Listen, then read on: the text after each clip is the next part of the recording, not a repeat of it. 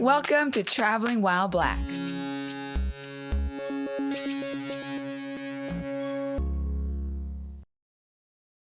Hey, what's up? I'm Anthony, this is my wife Marley, and welcome to another episode of Traveling While Black. Yes, welcome back everyone. As a brief reminder, our show is based on our experiences traveling, and we base those experiences off of how good of a drive it was, how much fun we had, and most importantly, how comfortable do we feel as Black people visiting for the first time. So we've been taking a lot of trips over to the east side of Washington, across the Cascades, to experience destinations that we had never been to before. One of those places we have yet to visit happens to be one of the most popular destinations within Washington State. That place is Walla Walla. Yes, and I was so excited to go to Walla Walla because I've heard a lot about their wine culture. Yep, but for our visit, we made sure to experience that and so much more. So to see how that went, take a look at the episode. And as always, let us know what you think. Walla Walla is located in the southeastern corner of Washington, in an area that benefits from warm summers, mild winters, moderate rainfall, and of course, fruitful soil. All of which that makes it a very popular destination known for great wine, specifically exceptional Cabernet Sauvignon, Syrah, Merlot, Cabernet Franc, and Malbec. But along with that, Walla Walla also offers access to beautiful outdoor scenery, as well as a quaint downtown filled with shops, restaurants, and tasting rooms that also give off a small town feel.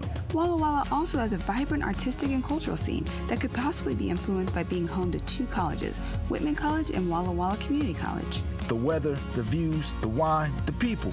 Yes, this was our first time in Walla Walla, and we were ready to try and take it all in. Especially the wine. Drive grade. The drive to get to Walla Walla was a little over 4 hours, which makes sense as we were driving clear across the state. Yes, and the route we took was a route that we've become very familiar with as of late. We have definitely enjoyed becoming familiar with the beauty of the drive along the way. We must be getting really familiar with the drive because the 4 hours didn't feel as long this time down. This was, for the most part, the same drive we took to get to the Tri-Cities, as Walla Walla is just down the road past the Tri-Cities. For a drive that offers great views and a long but familiar 4-hour ride, we give a 5 out of 5 for drive grade. Level of fun. Even though this was our first time visiting Walla Walla, we knew that driving that far and for wine makes choosing a place to stay an important decision. While Walla Walla offers an abundance of places to stay, we couldn't have chosen a more doper perfect place for us than the Wesley.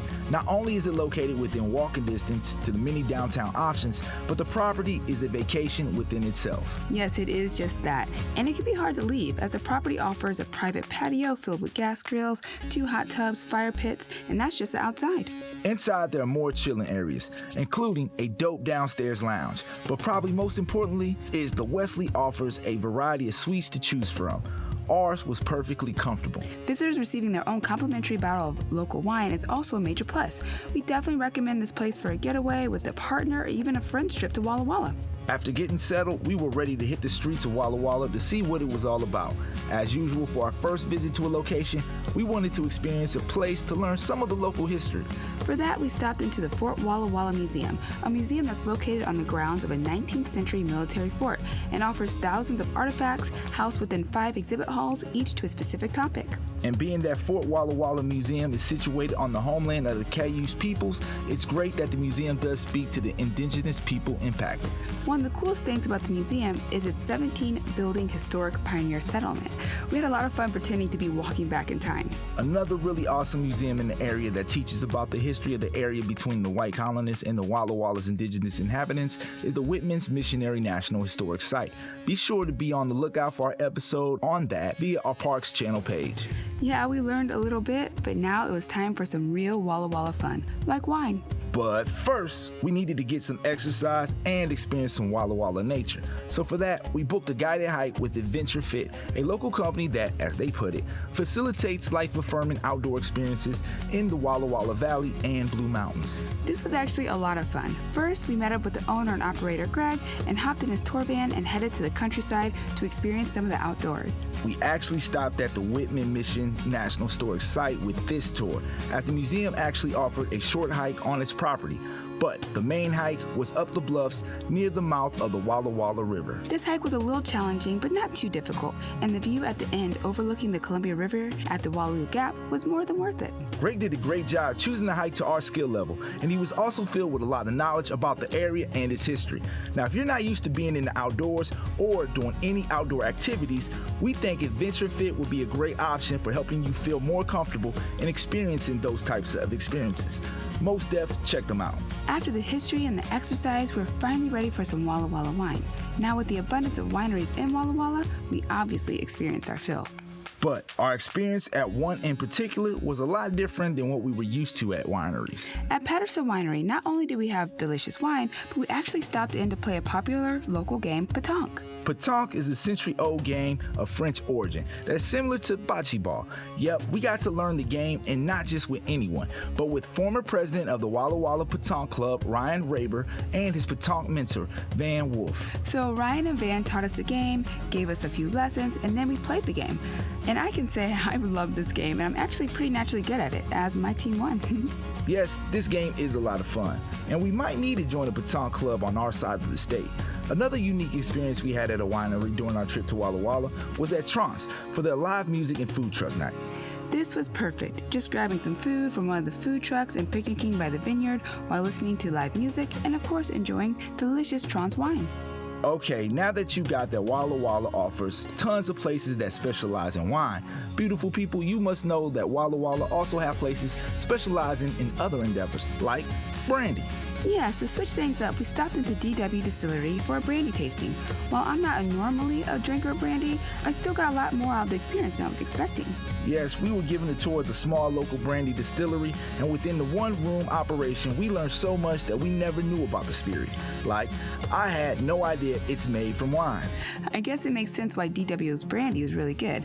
I even did the tasting.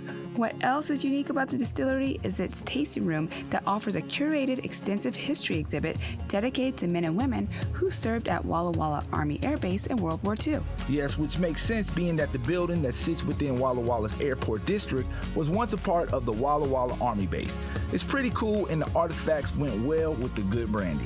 One more final fun experience within Walla Walla was the night we capped off by checking out the annual Walla Walla Hot Air Balloon Stampede event that happened to be taking place during our visit. We attended the packed event for the nighttime balloon light-ups.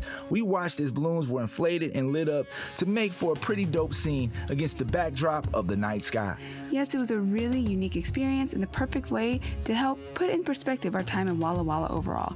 And I think we can say that it definitely did not disappoint. Yes, no matter what it was we were doing, every time we had a blast doing it. We are definitely going to plan a return trip. Yes, a lot of fun and of course great wine. We give Walla Walla a 5 out of 5 for level of fun. Comfortability for Black people. So our experience in Walla Walla, we were pleasantly surprised. Not so much surprised that we were treated great, but more so the amount of other Black visitors and locals we saw. That was cool. Yes, and of course all the staff and owners of the businesses and establishments we visited and stayed at made us feel welcome, but it was also really refreshing to experience the amount of random conversations that strangers would start up with us just on the street and around town. Yep, seeing the representation within town along with the friendly small town friendliness of the people absolutely made our experience extra nice. We can definitely recommend Walla Walla as a welcoming and comfortable destination that is also a lot of fun, and of course, great wine. Yep, like we said, we are definitely coming back soon, and we absolutely recommend you checking it out as well, especially if you've never been. We give Walla Walla a 5 out of 5 for comfortability for Black people. We hope you found this episode to be helpful and entertaining. Be sure to check out our previous episodes. And don't forget to subscribe to our YouTube channel and check us out on all of our social media platforms. Until next time, beautiful people, stay up, stay true, and do you.